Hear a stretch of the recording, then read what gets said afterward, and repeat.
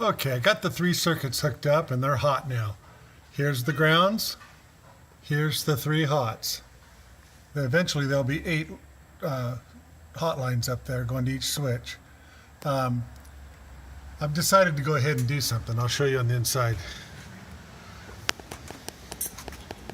Hi, horny boy.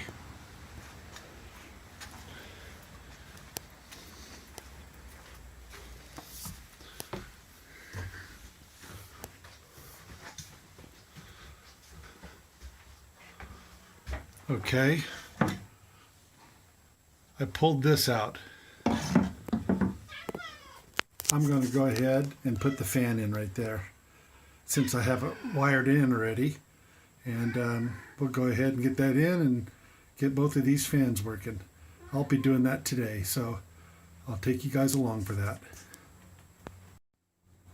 Hey guys, you're on the floor looking up at the ceiling if you can't figure it out. That's why you see the bottom of the battery. I'm going to be cutting a hole the rest of the way through here.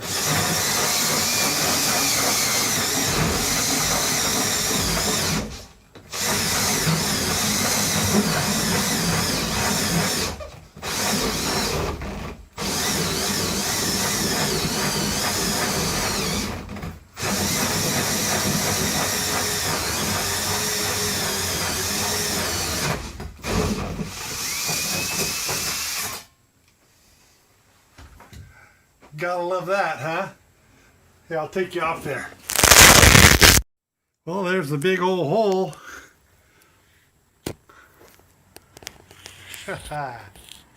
That's the top of the bus up there.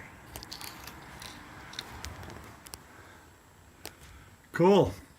I'll get that other fan ready to go, and we'll get that installed. Okay, guys, got the fan here, right here. The way this works is it has a handle on the inside and it pops up, which raises this where there's an opening there where it can draw air in. And it's got a little circular squirrel cage looking type fan inside of it. And these, I believe, do 100 cubic feet a minute. With the both on, they'd be like 200 cubic feet. That's not too bad, I guess. It's not as good as probably a Fantastic fan or something, but you know, I got these little round holes in my ceiling, and I thought this would work better. These are just over 6 inches around, like 6 1/8, I think. And my biggest hole saw I had was 6 inches, so I'm going to have to get up there and just kind of run my jigsaw around a little bit just to clean it out a little. But when to put these in, the first thing you do is you take this piece off, and this is the one that fits up to the ceiling. It's like the finished panel, and it does have a notch in it here. So these wires here have to be right where they go in right here. They have to be where that notch is. So you have to watch that. There's also a front and a rear on this thing, and it's marked on it. And I'm not sure what that's for, but I'm going to make sure I get it properly set up, orientated on the roof. Maybe it has something to do with where the drain hole is or whatever. And something I wanted to talk to you guys about is Amazon and their packaging. This one came in just bubble wrap and a piece of plastic over it. Not even factory packaging. There's no screws with this one either. And I see that the wires have been messed with. They're both stripped and there's no connectors on it. My other one had connectors on it. So, you know, these Amazon guys, they're just, whoever's selling through them, if it's not coming directly from Amazon, they're sending you open packages and pre-tested or pre-run, or somebody opened up the box, changed their mind, and sent it back without the packaging. In my opinion, that's not a new part. This shouldn't be sold as a new part. And I got a beef about that, and I always have. You know, new is new. And, you know, you don't just change things just to adopt to Amazon's policy. You know, you got to have new parts when you buy new parts. This should have been sold cheaper because it's been opened. It's not complete. Doesn't have the factory packaging. There's nothing new about that. But now my little rant's over. I'm going to keep on going because the thing looks perfectly fine. I'm not going to send it back because of it. I may if it doesn't run, but I can't see where they could have hurt it. It doesn't look like there's been any shorting, or the ends of the wires are clean. It doesn't look like it's ever been installed. It looks like they cut it and got it ready to go and didn't finish it. So that being said, the next thing you got to do with these things after you take the bottom piece off is you got to take the lid off.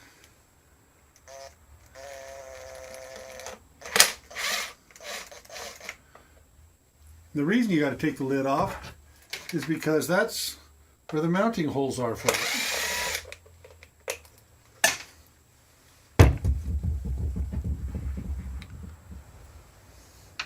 Doing my typical drop the screw thing. Okay. So, the top's got a little seal around it. So when it sits back down, it sits against this lip right here. Okay, so this is the part that you drop through the outer part of the roof and into the vehicle. And what we're going to do is we're going to take some die-cord tape and go around this. Then we're going to go up on top and we're going to sit this thing down onto it. But I've got a little bit of trimming to do first, but it's noisy, it's messy. You really don't need to see that part, do you? Just take the jigsaw and just barely nip around the edge of it. Just take a little teeny bit of material off. And then I'm going to go up on the roof and we're going to set this thing down in there and screw it in. I'll have to find me some screws. Okay, I'll be with you in a minute. Okay guys, I'm back. I've got the hole cut up there, and I just trimmed off a little teeny bit, see? It's got that same honeycomb, 1-inch honeycomb insulation inside of it, but I just cut it a little bit off the edge. Now this ring fits right up there, see? No problem. A little bit of play that'll allow it to slide up and down, and it'll seal from the top, up on top there. Speaking of sealing on the top, we are going to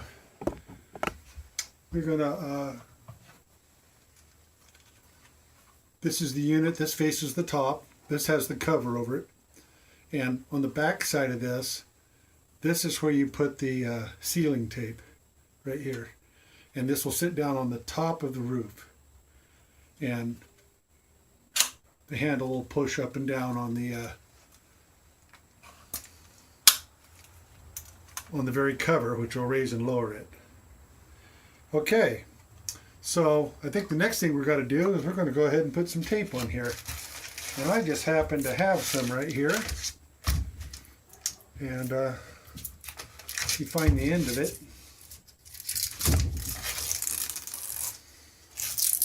All this one-handed stuff,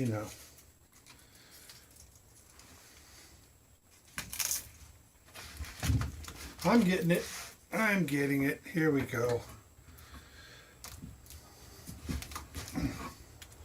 Okay. So we just take the tape and we stick it across the where the screws go in, and this will seal it to the roof. Got to do it two-handed here, guys.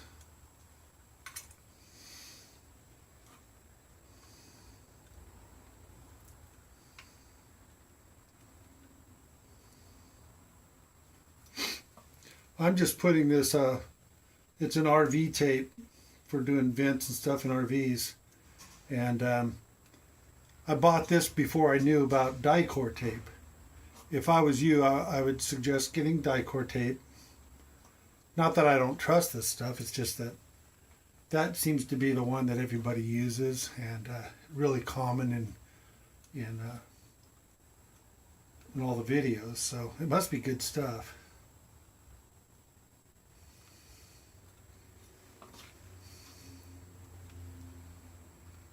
Almost done here.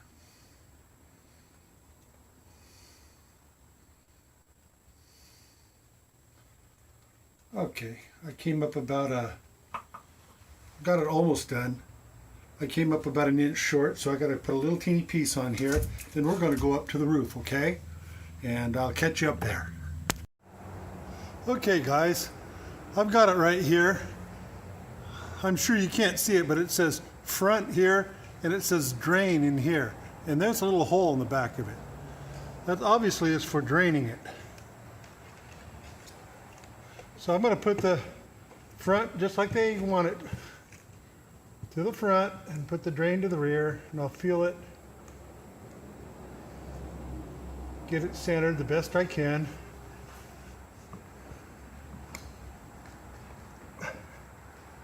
There. I did use some compound here, 3M compound, and a rag, and I cleaned all the old oxidated paint off of here so I get a good seal down here. And when I'm finished here, I'm going to take some Dicor sealant and I'm just going to make me a little puddle of it around here, and that'll take care of that.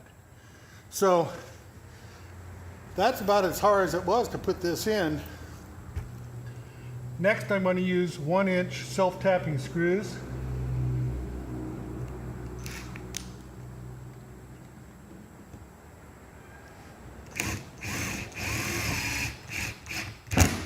Careful not to overdrive them.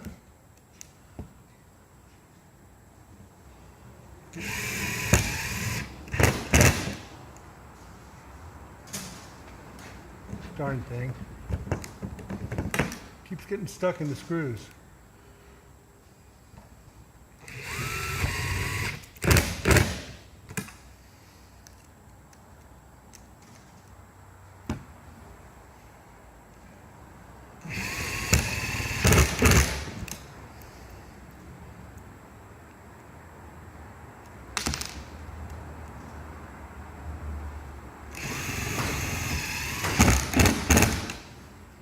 Just snugging it down just enough to get it squished in good. You go any harder than that and it might strip out through the fiberglass. I don't want that.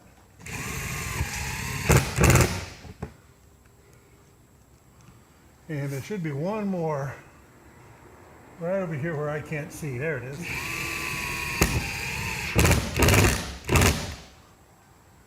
All right. So next we put the top on. I'll go get that, be right back with you. Funny damn thing, a cat crawled up the ladder again. He's right over there. Yeah, this thing isn't brand new. I see scratches in it. It's also a little bit transparent. It almost has like a greenish hue to it when you look through the sunlight in it.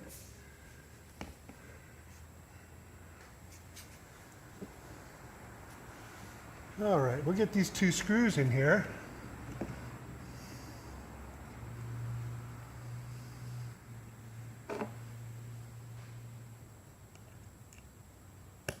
And we'll be done here.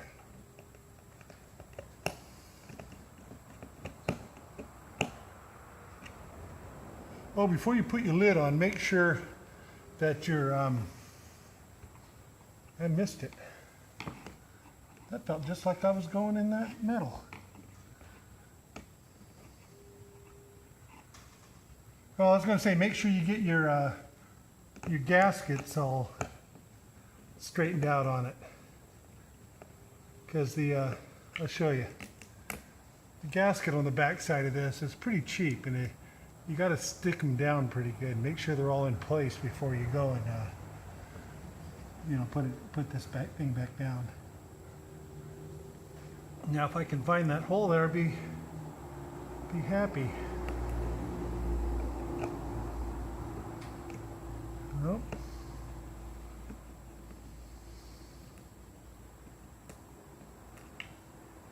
Well, I'm having a hard time here.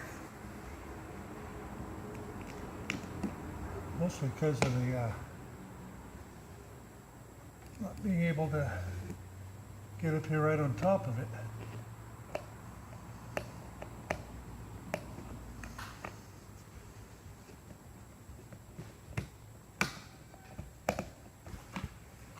Well, that one's in.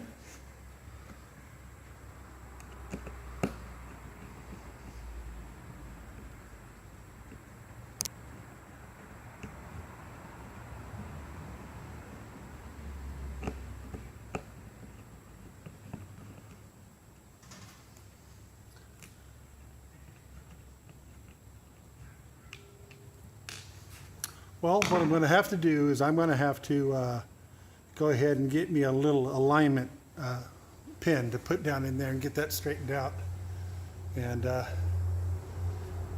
so we've got that one there, and over there by Ruby we got another one. See, that's the one for the bathroom over there. So pretty much got them in.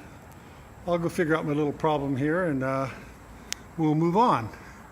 Sure brightened up in here, didn't it? Okay, I'll catch you guys in a minute. Okay guys, I hooked the wires up to this thing to see if it's going to work.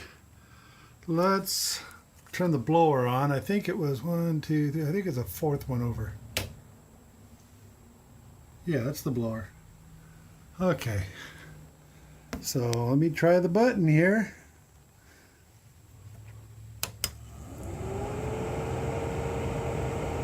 Well, hallelujah. Seems to be working just fine. When you're done with this, you pull this down closed like that. I still have to put the trim ring on. Let's go check the one in the other room. Check the one in the bathroom here. It's kind of dark in here, but I've already popped it open. And it works too. Let's see, is it pulling the right way? Yeah, it's pulling out. It's going out. They're not too loud either, are they? Good. Yeah, we have the fart fan in there now. And we got the kitchen extractor fan for any smoke that we have in here. And let's see if this works.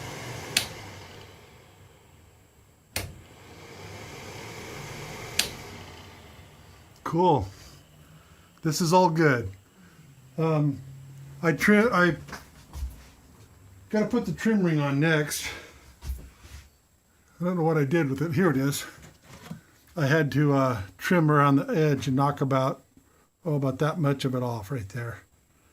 And I just used a pair of tin snips on it. So I tucked those wires in, put this on, 3 screws, and I'm done.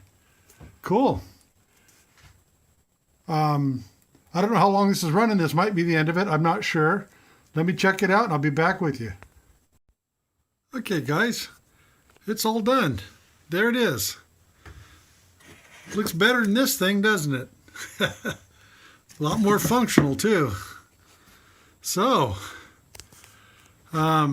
we have the switch panel with the fans. We have the switch panel with the light here. Whoops, this one. And we got that light working. We got the bathroom fan working.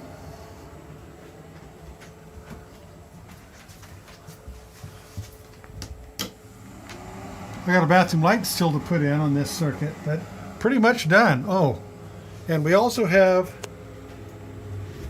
DC outlets there. That's on that 15 amp circuit that's on the end of this switch panel.